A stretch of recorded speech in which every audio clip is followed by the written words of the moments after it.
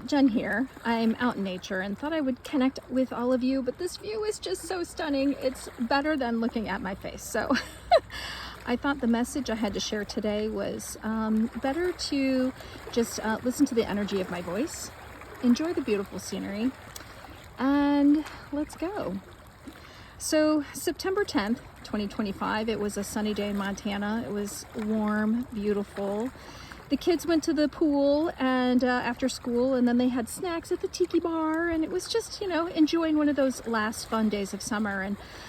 And the topic of conversation was around Charlie Kirk's assassination. I didn't know his ideology. I just, was familiar with his name, but it was just sad nonetheless. I was with friends.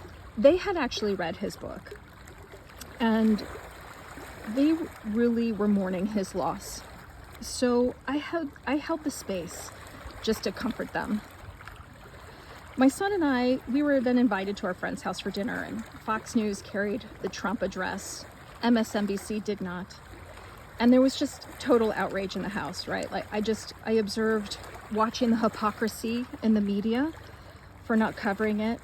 I observed the lack of respect to Charlie's family by showing the kill shot repeatedly on television and on social media. Charlie was born when I was in college. I could have been his mother. My heart goes out to his family and to his wife and children, and to those who knew him personally or knew his work, and to those who will never get to personally be impacted by him in the future. I mean, it's a loss that is being felt around the world.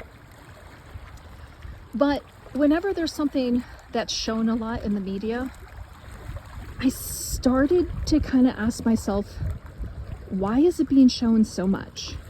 What's the agenda? It's almost as if it was intended to be an emotional trigger. The person known as Charlie had been taken from the world stage. But for those of us that are awakening to the things in the world, we often look at these kinds of things as theater. Does that include Charlie? September 11th, 2025. Social media was showing the possibility of a false flag behind the scenes of a grieving nation and world. They say they caught a killer. They had video of this killer escaping, climbing down the side of a building, for God's sakes, without a gun. Yet a gun was somehow found in the forest. And then there's ammo with hate speech. I mean, who does that? Well, I'll tell you who does stuff like that. Someone who's trying to create division. Someone who's trying to frame innocent people. I'm not saying that the alleged killer is innocent. I'm not saying that at all. But if you look at this suspect, he doesn't look like trans. He doesn't look hateful. Kind of looked like an actor. Alex Jones started talking about MK Ultra. They started replaying that kill shot over and over again. And in the alternative media, they started asking, why is his chest in such an unnatural upheaval?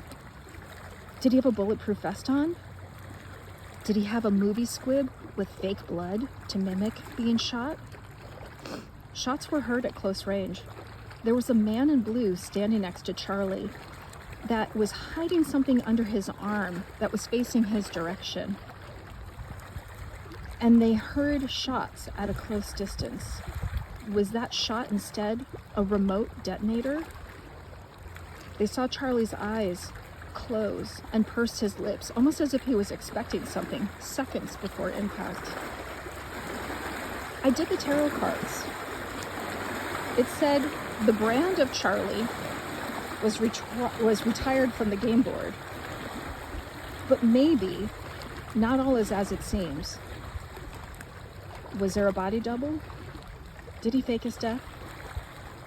The cards also indicated that his wife was alerted in advance. She knew. Something was a little off in her speech. She didn't sound exactly like a wife in mourning. Is there more to this story? Is Charlie alive? I don't know. But it's worth investigating further.